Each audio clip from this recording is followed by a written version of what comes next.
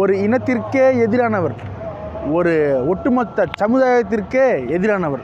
ஒரு சமுதாயம் கடந்த ஒரு 40 ஆண்டு காலமாக போராடி பெற்ற ஒரு இடஒதுக்கீட்டையே தனியாளாக ஒற்றையாளாக பெருத்த குரலோடு நீதிமன்றத்தில் ஓங்கி அடித்து அந்த இடஒதுக்கீட்டை தகர்த்தெறிந்தவர்.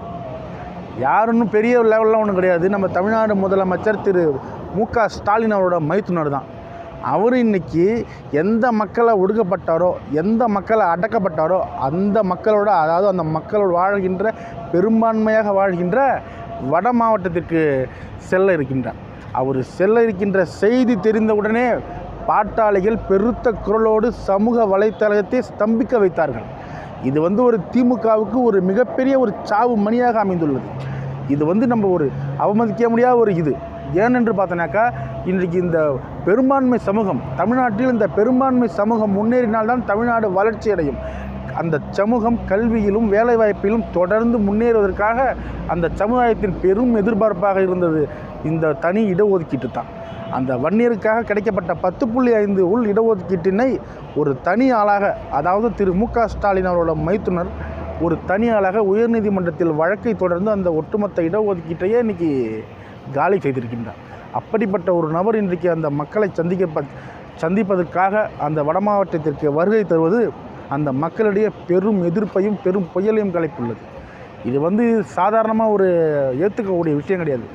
இன்றைக்கி சமூக வலைதளங்கள் மட்டுமில்லாமல் நேரடியாக களத்திலே பல பாட்டாளிகள் தங்களோட உணர்வுகளை வெளிப்படுத்தி கொண்டிருக்கின்றார்கள். அவர் ஒன்றும் ஒரு பெரிய போராளி கிடையாது, பெரிய ஒரு திராவிட கழகத்திற்காக போராடினது போராளி கிடையாது. அவர் ஒரு தனிப்பட்டது ஒரு பெருமையோ ஒரு சொல்வதற்கு பண்ண ஒரு சாதனைகளே கிடையாது. அவர் யாருன்னு பார்த்தீங்கன்னாக்கா, ஒரு இசை வேளாளர், அதாவது தமிழகத்தினுடைய இசை வேளாளர் சமுதாயத்தினோட ஒரு பிரிவில் ஒரு தலைவராக இருக்கிறார். அவர் அன்னைக்கு அந்த 2021 தேர்தல் சமயத்தில் திரு எடப்பாடி அன்புமணி அவர்கள், அதாவது பாட்டாளி மக்கள் கட்சி அழுத்தத்தின் பெயரால் கொண்டு வந்த அந்த 10.5 இடஒதுக்கீட்டை பெரும் போராட்டம் பண்ணி, அதாவது ஒரு தனி ஆளாக உச்சநீதிமன்றத்தில் வழக்கை தொடர்ந்து அந்த ஒரு இடஒதுக்கீட்டையே இந்த சமூகத்திற்கு கிடைக்க பெறாமல் செய்தவர் தான் அந்த ஸ்டாலின் அவரோட மைத்துனர். அவர் பேர் ராஜசேகர். அவர் என்ன பண்ணிட்டார்னா, இன்றைக்கி அரியலூர் மாவட்டத்துக்கு நான் போகிறேன்னு சொன்னார். அந்த போகிறேன்னு சொன்ன அந்த தகவல் வெளிவந்த உடனே மக்கள்லாம் அப்படியே கொதிச்சு போயிட்டான். எங்கடா வர, எங்கள் ஊர்லேயே நீ எந்த சமுதாயத்துக்கு நீ துரோகம் பண்ணிவிட்டு எங்களே நீ சந்திக்க வரியா, உங்கள் சந்திப்பு வேணாம் ஒன்றும் வேணான்ற மாதிரி சமூக வலைதளங்கள் மூலமாக ஸ்தம்பிக்க வச்சுட்டாங்க. அதுதான் இன்றைக்கி தமிழ்நாடு முழுக்க ஒரு பெரிய ஒரு பிரேக்கிங் நியூஸாக இருக்குது. உண்மையிலே நீங்கள் திமுகவுக்கு இந்த சமுதாயத்து மேலேயும் இந்த மக்கள் மீதையும் ஒரு அபிமானமோ ஒரு பாசமோ இருந்திருந்தால், இந்த மக்கள் இத்தனை வருஷமாக கஷ்டப்படுறாங்க, இந்த இடஒதுக்கீடு இத்தனை நாளாக கேட்குறாங்களேன்னு நீங்கள் கொடுத்துருக்கணும். அது மட்டும் கிடையாது. சமீபத்தில் தேர்தலுக்கு முன் ஒரு சில தினங்களுக்கு முன்பு தான் ஒரு தனியார் ஊடகத்தில் நடந்துச்சு. அந்த ஊடகத்தில் பெரும்பாலான மாணவர்கள் கூட கலந்துக்கிட்டாங்க. அது எல்லாருமே உங்களுக்கு அறிஞ்சு தான். அந்த வீடியோக்கள்லாம், அந்த காணொலிகள்லாம் சமூக வலைதளங்களில் பெரும் வைரலாக கிளம்பிச்சு. அப்படிப்பட்ட பிற்படுத்தப்பட்ட ஓபிசி சமூகத்தில் பிறந்த பிற்படுத்தப்பட்ட எம்பிசி வகுப்பினைச் சேர்ந்த பல்வேறு மாணவர்கள் இன்றைக்கி சமூக நீதி என்றாலே சாவடி அடிக்கிற போல் கேள்வி கேட்குறாங்க. ஏன்னா அப்படிப்பட்ட ஒரு சூழலே நம்ம இந்தியாவுக்கே வரக்கூடாது.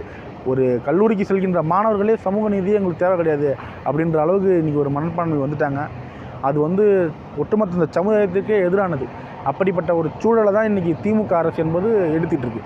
அந்த மாணவர்களுக்கு இவ்வளோ கோபம் இருக்கும்போது, சாமானியனுக்கு, ஒரு வயல்வெளியில் வேலை செய்கிறவனுக்கு, ஒரு விவசாயிகளுக்கு இந்த கோபம் இருக்கக்கூடாதா?